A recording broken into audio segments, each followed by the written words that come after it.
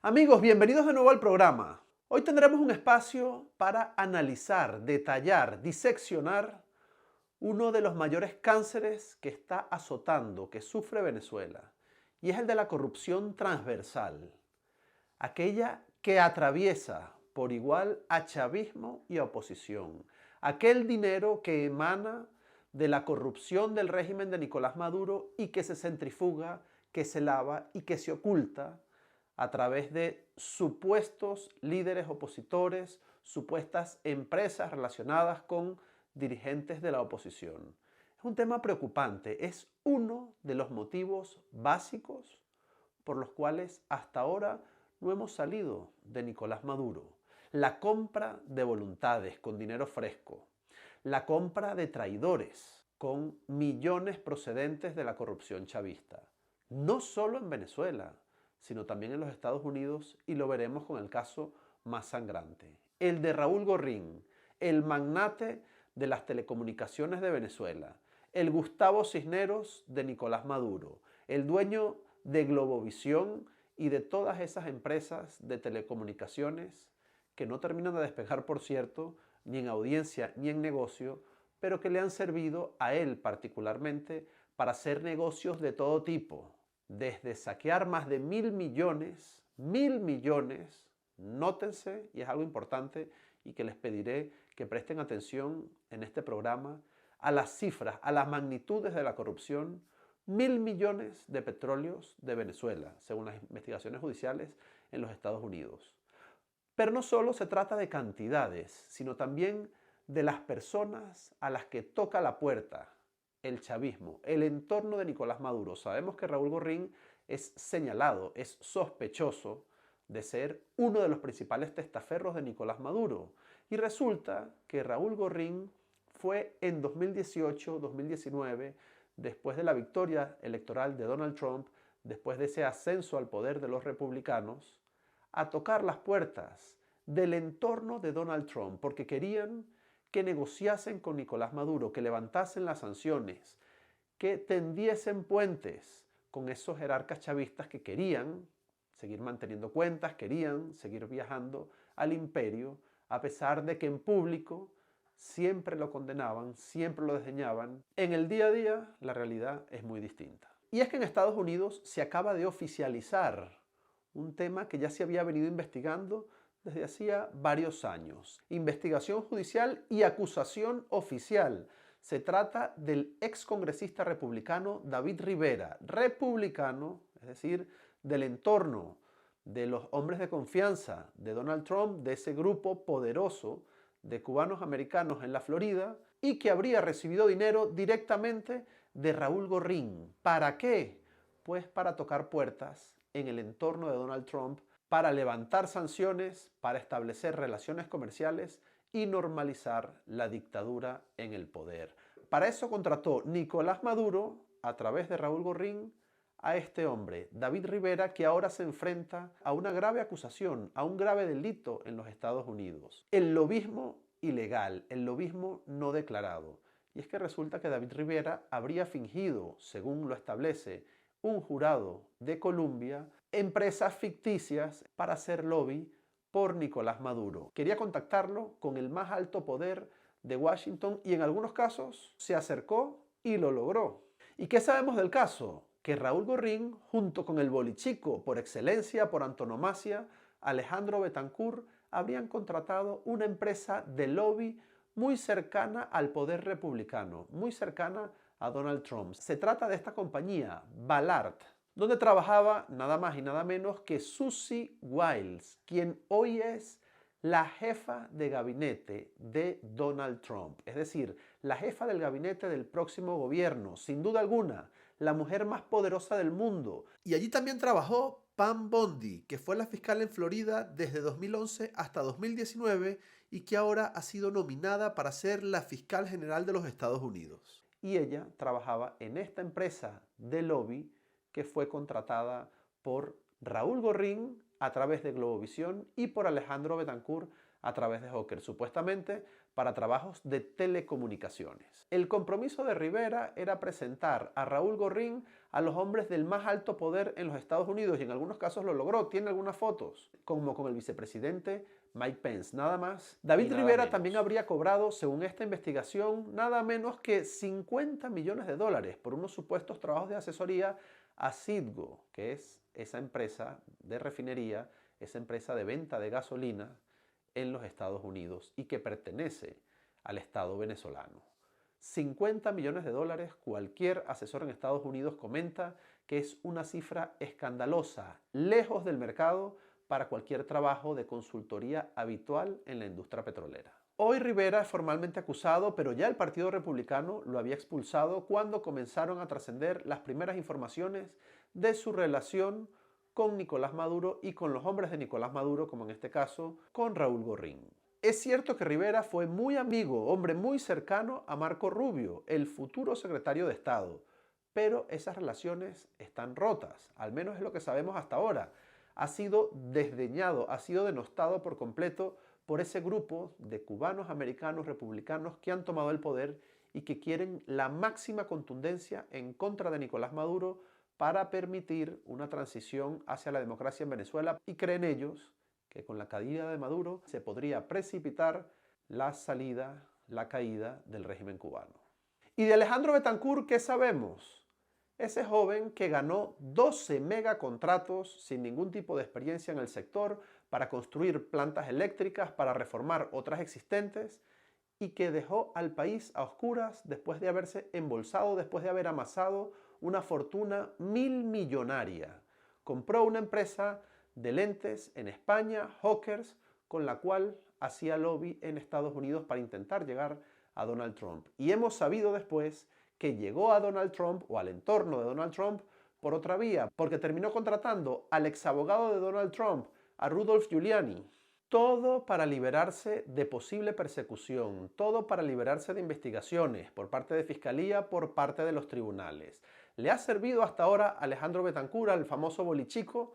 Pues hasta ahora sí, se ha librado de todo proceso judicial. Pero una suerte muy distinta ha tenido Raúl Gorrín, que sigue bajo la lupa judicial y parece que tendrá difícil la salvación de esa condena. También lo tendrá difícil David Rivera. Todas las pruebas apuntan a que maniobró de forma ilegal para tratar de evadir los controles de la justicia, los controles del gobierno en los Estados Unidos y favorecer a Nicolás Maduro. Y aquí hay un tema que hay que hacer especial incidencia. Es un tema neurálgico, importantísimo. La corrupción que se genera dentro del chavismo, el dinero sucio que llega a manos de opositores o de supuestos opositores.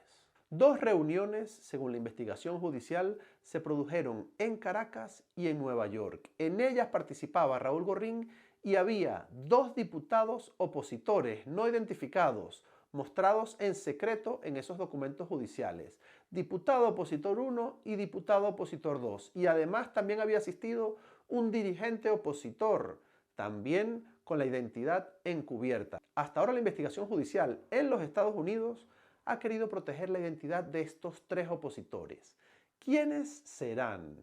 Y ya hay movimiento de presión para hacer que la justicia estadounidense desvele, destape esos nombres. Y esto ya a título personal considero que es crucial. Es necesario decantar, filtrar a esos falsos opositores que por detrás, que en secreto, están haciendo negocios del chavismo para llevarse algunos millones a costa de lo que ya sabemos, a costa de la libertad del pueblo venezolano, a costa de la permanencia de Nicolás Maduro en el poder y a costa de que el país, de que la nación no llegue a una transición que es lo que la inmensa mayoría de los venezolanos deseamos. No sabemos a qué partido pertenecen, no sabemos sus conexiones con los altos dirigentes venezolanos, pero lo que sí sabemos es que la actual líder política de Venezuela, María Corina Machado, es ajena a todas estas redes de corrupción que han salpicado prácticamente a todos los partidos opositores en Venezuela.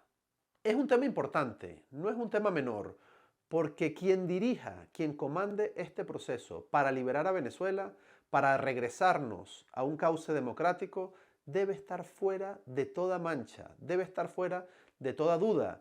Y no solo estarlo, sino también parecerlo. Y por eso María Corina Machado tiene el arrastre popular tienen la aprobación mayoritaria de la que otros líderes políticos opositores en este momento carecen. Bueno, y otro caso relacionado e importante de la semana, el de Luis Fernando Butef, ese financiero argentino que está acusado nada más y nada menos que de lavar dinero, 1.200 millones, para favorecer a los hijos de Cilia Flores.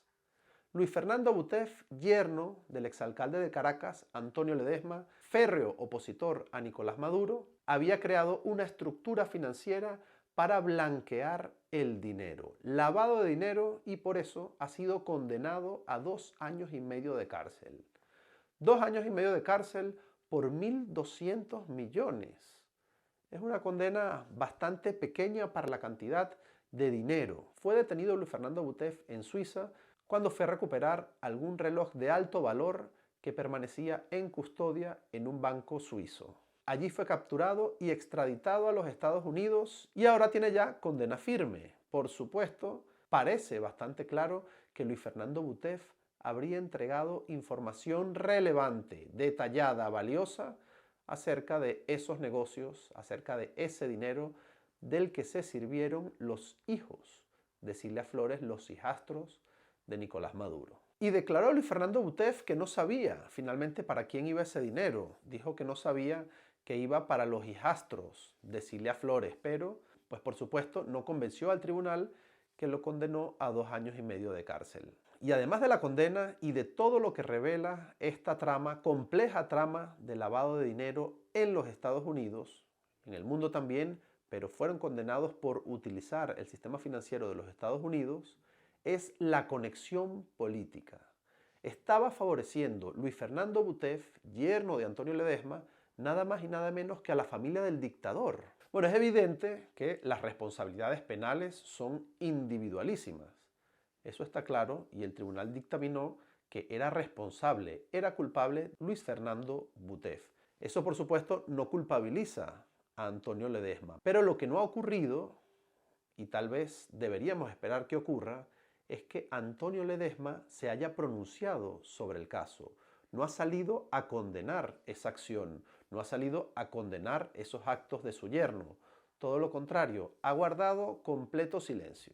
Y no estaría de más que Antonio Ledezma aclarase que condena todo tipo de actos que favorezcan financieramente a la familia que ha secuestrado a todo un país, a la familia que tanto él ha combatido públicamente en sus discursos. Porque esa relación, ese dinero transversal que se origina en el chavismo y luego es lavado en estructuras de empresarios supuestamente opositores, adversarios al régimen, pero que se benefician de esa corrupción, no ayuda, sin duda alguna, a la causa democrática. Todo lo contrario, esparce la sospecha de la corrupción a toda la dirigencia opositora y hace un flaco favor a la causa democrática venezolana. Entonces el chavismo dice, y a veces con razón, que la oposición son iguales de corruptos que ellos. Eso es lo que quieren, eso es lo que persiguen, manchar con la corrupción chavista a todas las alternativas posibles. Descartar, por tanto, alguna opción honesta. Que la gente crea, que el venezolano de a pie piense que ningún opositor es honesto, que todos son iguales a los chavistas. Y esto, sin duda alguna, perjudica enormemente a la causa democrática venezolana. Y como lo dije, hace algunas semanas se prevé que antes de la toma de posición de Donald Trump llegue la tercera y última ola de sanciones, ronda de sanciones que estaría planificando la administración de Joe Biden. La última antes de despedirse, la tercera. Y esta tenemos que prestar atención a ellas porque por primera vez podría implicar a algunos empresarios supuestamente del sector opositor que estarían prestándose a colaborar con el gobierno, a lavar su dinero, a facilitar el blanqueamiento en la banca internacional. Vamos a estar atentos porque podría producirse por primera vez que algunos empresarios relacionados supuestamente con los sectores opositores sean sancionados por los Estados Unidos. Estaremos atentos a eso. Bueno, y en las últimas horas, María Corina Machado, que ha tenido una entrevista con la prestigiosa revista Semana en Colombia, ha lanzado una curiosa iniciativa. Ha invitado a Gustavo Petro a la toma de posesión del 10 de enero, pero no la de Nicolás Maduro, la que está generando el debate en Colombia, sino a la de Edmundo González. Dijo María Corina Machado que esa es la toma de posesión a la que debía asistir Gustavo Petro. Presten atención a la respuesta de María Corina Machado a la revista Semana. El presidente Petro que si va a ir a Venezuela, asista, pero es a la posesión de Edmundo González como lo ordena la Constitución. Absolutamente, pero no es lo que les pido yo. Es lo que esperamos los venezolanos. Es más, estoy segura que es lo que le piden los propios colombianos. ¿Por qué cree usted que el presidente Petro no se ha puesto del lado de reconocer el triunfo de Edmundo González? Realmente lo desconozco y prefiero no especular al respecto, pero hay unas verdades. Las actas existen, son actas originales, oficiales, que nos las entregó el propio Consejo Nacional Electoral en frente de los efectivos del Plan República. Para que estas actas se imprimieran, previamente se imprimió el acta que llegó al Consejo Nacional Electoral a través de los militares del Plan República. Es decir, que desde esa misma noche el régimen tiene las actas, que dicen lo mismo que las que nosotros hemos publicado. Esa es la verdad. Aquellos gobiernos que han pedido que el régimen entregue las actas para poder tomar una decisión, ya está claro que no las van a entregar, porque las actas que tienen demuestran la enorme victoria de Edmundo González Urrutia. Interesante iniciativa en positivo, actuar realmente como lo que es, como un gobierno legítimamente electo, la mano derecha, la líder política de un proceso que llevó a la mayor votación histórica, al candidato que más ha recibido votos del pueblo venezolano en ningún comicio electoral, Edmundo González. Ese capital político, esa derrota aplastante de Nicolás Maduro, tiene que traducirse en hechos coherentes con ese suceso, es decir, con una iniciativa que se reúna el gobierno legítimo, es decir, el de María Corina Machado y Edmundo González, con presidentes de gobiernos, con organismos multilaterales, es decir, con todos los sectores de poder político y económico del mundo, porque es necesario también e importante que sigan con la iniciativa política. Bueno, y en las últimas horas el régimen ha liberado a la periodista, colaboradora de La Patilla, Ana Carolina Guaita, de La Guaira, hija de dirigentes políticos, de activistas políticos en esa región, en esa zona del país. La apresó después de las elecciones del 28 de julio, sin ningún motivo, sin ninguna razón distinta a la de amedrentar a la prensa, a la de amedrentar a la gente que informaba sobre ese triunfo electoral y sobre esas protestas postelectorales que tuvieron lugar el 29 de julio en Caracas y en todo el país. El régimen también, información de última hora que no he podido confirmar todavía, estaría liberando a otros presos políticos de Tocorón, de la prisión de Tocorón, que habrían sido liberados en Valencia. Me están informando en los últimos minutos. Estaremos atentos a estas liberaciones, pero es necesario recordar que todavía permanecen 11 periodistas en las cárceles venezolanas, 11 informadores y también casi 2.000 venezolanos presos políticos en las mazmorras de Nicolás Maduro. Y en los últimos días han encarcelado también a un importante número de dirigentes, casi todos de 20 Venezuela, con lo cual se confirma esa estrategia de las puertas giratorias. Salen unos presos políticos y entran otros porque en definitiva lo que le interesa al chavismo es siempre tener rehenes con los cuales negociar. Negociar internamente con la oposición y negociar con distintos países. En este sentido también el presidente argentino Javier Milei se reunió con los familiares del gendarme argentino capturado en los últimos días por Nicolás Maduro y les prometió todas las gestiones diplomáticas, todo el esfuerzo para intentar su liberación. Moneda de canje, la de este preso argentino, para que Nicolás Maduro extorsione, presione al gobierno de Javier Milei.